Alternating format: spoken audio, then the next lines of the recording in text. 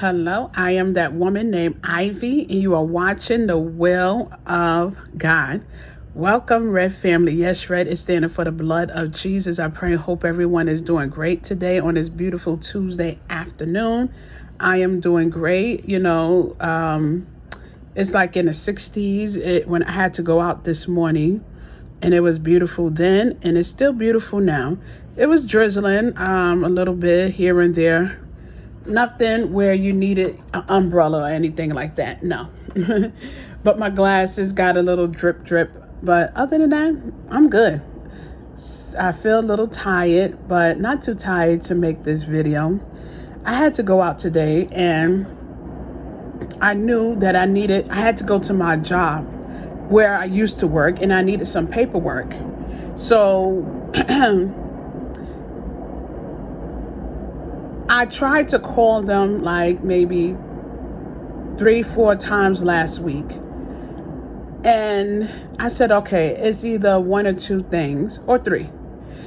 Either they changed the number, the phone rang and then it go to voice message. But either they changed the number, they're no longer at that address, the old address, or they're no longer standing. So I go there, and for sure, they're no longer standing. But I am not surprised, But anyway, I'm not surprised. So it is what it is. But like I said, God have me. I am not worried about anything. I'm not going to stress out. I'm not doing it. I don't specialize in the impossible. God does. Okay, and he know exactly what I need. Now, someone might say, well, why did you go? If you didn't get no answer, why did you go? Or wouldn't God tell you that they're no longer standing? Yes, he could definitely tell you, however, also, we got to do some work as well. Okay? We got to put in the work as well. It doesn't always work out that way. If he want to tell you, then he tell you. If he don't, hold on, Red family. Oh, that was hot. If he want to tell you, then he would tell you. If he don't want to tell you, he won't tell you. But I definitely figure it was one or the other. Either they changed their number, either they changed their number or location, or they just simply no longer standing, no longer have legs to stand on. So yeah, but I found out that they're no longer standing, or at least I'll put it like this: they're not at that location where I went today, and I don't know how to track them down. I don't know. But it's good. Like I said, it's nothing bad or anything like that. But God got me. He have me. Yes, he does. And I'm just believing and trusting in God. Anyway, moving on. That's not what I wanted to come up here and talk about. I was watching this Lifetime movie yesterday, and if I'm not mistaken, the name of it is My Best Friend's Husband on Lifetime. Now, I will say Lifetime have some very decent movies, okay? Even when they have these so-called, like sex scenes and whatnot, you don't see all the skin. Now, on HBO and Showtime, those channels, yeah, you're going to see some skin now. No, And I'm not saying I don't watch HBO and Showtime and all those channels, but what I am saying, Lifetime is rated G compared to some of the things that they have up there on HBO, Showtime, and those different things. And I'm not discouraging anyone to, not watch HBO and those channels. I'm just saying it's not surprising if you see, half naked women or men, okay, or fully naked men or women. So yeah, going at it. Anyway, so I was watching this movie, and it's called My Best Friend's Husband. So in the movie, you have two women, they best friends. One was married in the movie. When the movie started, her and her husband was on good terms. It's more like the calm before the storm. So her and her husband was on good terms and whatnot. And they have a 20-year-old daughter. The other friend, she was married at one time, but I think her husband had died some years ago, but she never had any kids.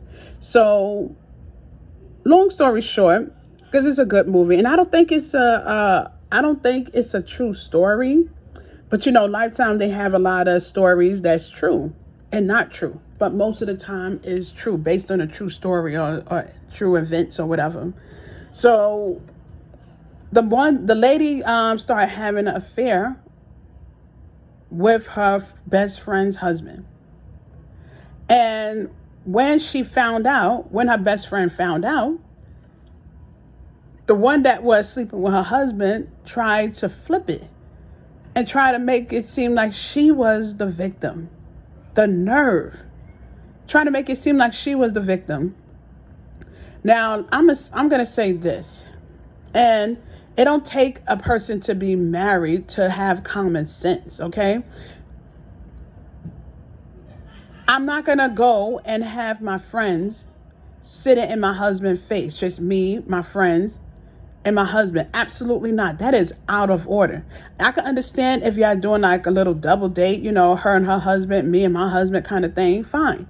But one thing I'm not going to do, I'm not going to have my friends sit up in my husband's face. I'm not going to do that to my friend. I had a friend that was married, okay? Some years ago. She could never say that me and her husband sat up in each other's face. Absolutely not. I might as well move into their bedroom. No. You know how personal that is? You know how disrespectful that is? So you have to have boundaries, okay? You have to have boundaries with your friends. You have to have boundaries with your co-workers, with your children. All these things is just boundaries. It boils down to respect, all right? Now, this lady, she was in her feelings saying, more like saying, I guess she was trying to say that she need love too. She want love too. Maybe it didn't work out for you and him, but it's going to work out. It's going to work out for me and him. Oh, yeah. Lord help. That's wrong. That is out of order, and that's disgusting. And God is not pleased with stuff like that, okay? Every man and woman should have their own spouse. I'm not looking for my best friend's spouse. And she's not looking for, no, well, I don't have a spouse. I'm not looking for my best friend's spouse. Absolutely not. I went out of my way to make sure I did not stay in their face. Not happening. Not going to happen. Okay. And even when I get married, yes, there's boundaries. Okay. Now I can understand if, you have the friend over and it's a group of people. She have her husband, or is a group of people where it's family gathering together, cousins and aunts and uncles and stuff like that. Fine. But other than that, no, I'm not doing that. I'm not doing that. And she had the nerve to get angry at her best friend because her best friend was angry. She was hurt. Of course she's hurt. Okay? You got to be very careful, all right? Because what you put out there is coming back. What you put out there is definitely coming back. And that's the truth. That's the word. The Bible says you reap what you sow. All right, so that's what I wanted to get up there. I do have some other videos that need to be uploaded. My son have to edit it for me. Edit the video. There's several videos that he have to edit. Yeah. All right, but I'm about to get off of here and try not to go to sleep because I am so tired. Okay? Not every time I mean, for the most part, yeah, I get up here and I'm hyped and ready and pumped. I'm sleepy. Okay, no different than a person going exercise, they might feel a little tired afterwards or sore afterwards. So that's how it is. Okay, that's life. We just got to deal with it and learn how to work around it. All right. Stay blessed, be blessed, and be about God's business. You can't go wrong.